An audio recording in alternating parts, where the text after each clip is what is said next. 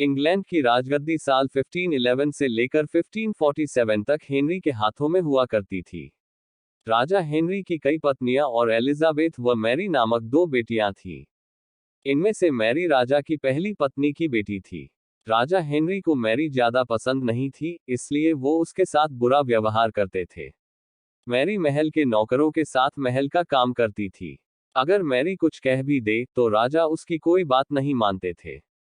सन 1547 में जब राजा हेनरी की मौत हो गई, तो प्रजा की इच्छानुसार 16 शताब्दी के दौरान हेनरी की पहली बेटी मैरी को इंग्लैंड की राजगद्दी दे दी गई। वो इंग्लैंड की रानी बन गई। उस समय इंग्लैंड के हालात बहुत अच्छे नहीं थे। इंग्लैंड कैथोलिक और प्रोटेस्टेंट इन दो धर्मों के बीच में बंट गया था। उस समय दोनों धर्मों के लोगों के बीच जंग छिड़ी हुई थी। रानी मैरी चाहती थी कि पूरे इंग्लैंड में सिर्फ एक ही धर्म हो, लेकिन लोगों ने उसकी ये बात मानने से साफ इनकार कर दिया था। इससे नाराज होकर रानी ने उनकी बात न मानने वालों को मौत की सजा दे दी थी। वो ऐसे लोगों को जिंदा भी जला देती थी। रानी मैरी की इस क्रूरता की वजह से इंग्लैंड के लोग उससे नफरत करने लगे। ऐसा भी कहा जाने लगा कि रानी मैरी कुंवारी जवान लड़कियों के खून से नहाती थी।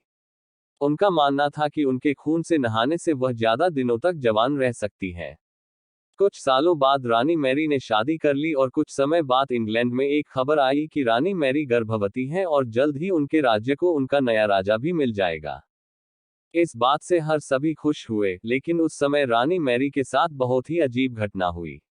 उनके गर्भ से किसी भी बच्चे का जन्म नहीं हुआ, बल्कि कुछ ही महीनों के बाद रानी मैरी का पेट फिर से सामान्य हो गया। वहां के ओझा लोगों ने अपनी तंत्र विद्या से बताया कि रानी मैरी के गर्भ में कोई बच्चा नहीं बल्कि एक भूत आकर निवास करता है। कुछ समय बाद फिर रानी मैरी के गर्भ में वही भूत आकर रहने लगा और वह फिर से गर्भवती हो गई। इस बार भी रानी को कोई बच्चा नहीं हुआ और उस घटना के कुछ ही दिनों के बाद रानी मैरी की मृत्यु हो गई। इसके बाद मैरी की छोटी बहन एलिजाबेथ को इंग्लैंड की राजगद्दी पर बैठाया गया और एलिजाबेथ इंग्लैंड की नई रानी बन गई। रानी मैरी की क्रूरता की वजह से इंग्लैंड के लोग उसे एक निर्दयी औरत मानते थे।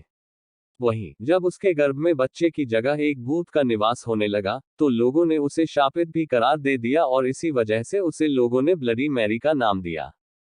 कहानी से सीख। ब्लडी मैरी की कहानी हमें ये सीख देती है कि अपने निजी विचारों व सोच को लेकर दूसरे लोगों पर दबाव नहीं बनाना चाहिए। शांति और करुणा से लोगों का ख्याल रखना ही मनुष्य का धर्म है।